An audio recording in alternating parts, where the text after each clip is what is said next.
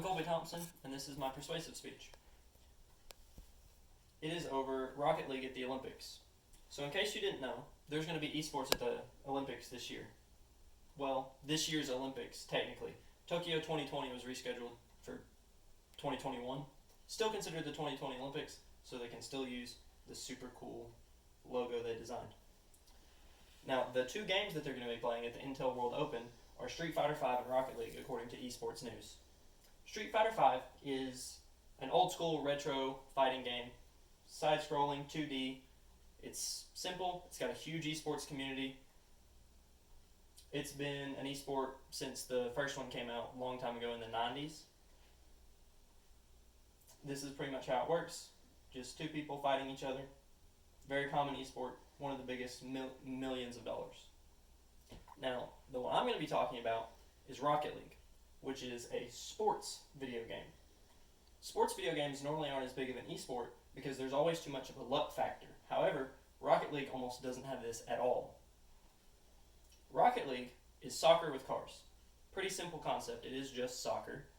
But the esport aspect of it is the fact that there's new physics, and it's colorful, and it's crazy, and it can do a bunch of the different types of stuff that you can't do in real life, which is why it being a video game makes it more exciting. So what I'm going to tell you is about how Rocket League works, why it'll be a good esport, why non-gamers should care about Rocket League, and why other games that many people want to be in the Olympics instead aren't actually as good of an option. So how Rocket League works. You control a car and you play soccer. Beyond that, it's these four core subjects. The car can jump. The longer you hold down the jump button, the higher the car will jump.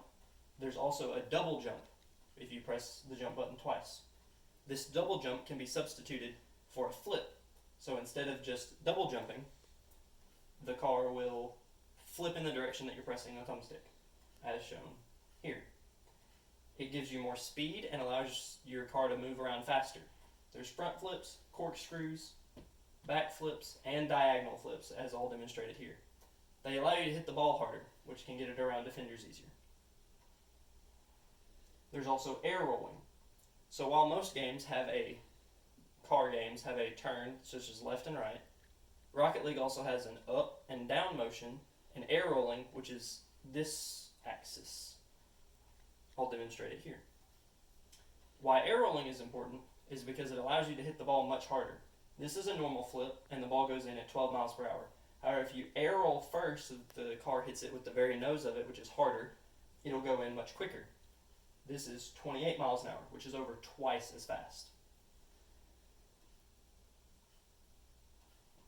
However, the biggest impact on this game is boost. Boosting speeds up the car. Pretty simple. But the strength of boost is so much that it's more powerful than gravity, which allows you to fly in the air and do stuff like this. So that's pretty much what makes up Rocket League. But why does that make it a good esport? The reason Rocket League is such a good esport is because it's the most like an actual sport as compared to other sports games. Every action you take in Rocket League is specifically dictated by the inputs that you give. There is no luck. Other games, there's press a button to pass, press a button to catch. In Rocket League, every action, the movement, the passing, the shooting, the getting it around defenders, where the players are located and positioned, all is directly decided by the player instead of by AIs running your characters around like most other sports games. There is no luck involved. Other of these sports games are FIFA, which is soccer, where you push your thumbstick in a direction and press X or A as shown at the top, and it will kick the ball towards a teammate. There's no actual control over the individual legs and motions of the players. Madden's the same way. You press a button, you throw, you press a button, you catch. There's timing involved, but it doesn't have the intricacies that Rocket League has. My final example is NBA 2K, which is the same thing as FIFA. You push your thumbstick in a direction and then press the button to pass. Rocket League has none of the luck involved. It is all so in-depth in that aspect. Like defending. These people aren't positioned as well as other humans could be, which is why Rocket League is better for a competitive mindset. Rocket League is also team-based, which unlike those other games which are 1v1s, Rocket League is a 3v3. Team plays are what scores in Rocket League. While 1v1 esport games are very fun to watch, they don't have the same excitement that team-based ones do, especially for the Olympics, like USA versus some other country. That would be a lot more exciting if it's Team USA rather than just an individual from the USA and an individual from somewhere else.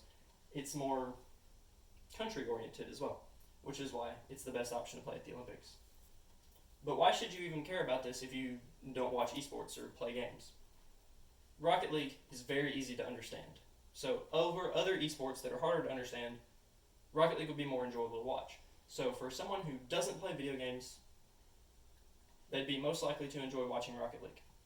According to Wohlhofer from Polytechnic, which is a student NORS organization, he says that the game is simple and exciting and fun to watch even for a new player. So for people who haven't played it, this is a great game to watch because it's soccer. The rules are very simple.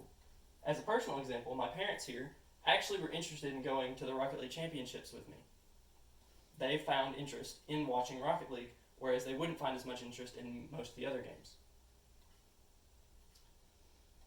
Other games that people say they want to be at the Olympics instead aren't as good as Rocket League is.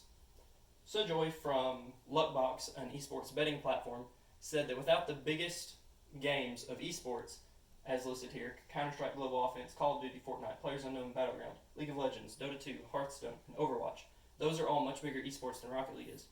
However, these aren't as good as Rocket League for Olympics. The main reason is they're too violent or too complicated. According to BBC News, Thomas Bach, the president of the International Olympic Committee, said that games that feature blood or violence in any form should not be shown at the Olympics because it doesn't represent Olympic ideals. Counter-Strike Global Offense is a game, just like Call of Duty, where you shoot and kill other people. This does not support Olympic values, and so they don't want to use this esport for the Olympics. This is also true of the more cartoony version of Fortnite, which is still, at its core, a game about shooting and killing other people. They don't think this is a good way to introduce people to esports, because this isn't as sportsmanship-like as the games that Thomas Bach wants to show. Another reason that some games aren't chosen is because they're too complicated or hard to understand for non-gamers or people who don't play the specific game. League of Legends, which looks very similar to World of Warcraft, Hearthstone, and Dota 2, is a very fun and good esport. It makes a lot more money than Rocket League does. However, it's hard to understand. There's a lot going on. It's 5 against 5. There's a mini-map at the bottom that shows how big of an area this is all covering, and it's hard to understand the whole aspect of everything that's going on. Each character has different abilities, and even though I've played and enjoyed watching this game some, I still get lost in it sometimes because of how confusing it is. So for a non-gamer, this wouldn't be enjoyable at all to watch, so using it at the Olympics is not needed. This can also be said of Overwatch, which, while a little bit simpler than those other games I just mentioned, as it's a first-person shooter, it's got the violence still, and it's got the confusion from the multiple characters who have all so many different abilities that it's hard to understand what's going on and keep up with who's winning or how the score is going. These are not a problem in Rocket League because it's soccer. There's goals. There's tracking at the top that tells you what the score is. It's easier to keep track of everything that's going on, therefore more enjoyable to watch. So all in all, Rocket League is by far the best game to play at the Olympics. So for those of you arguing for the other games, the Olympics don't want to use them. Make sure to check out the Intel World Open before the Olympics this year.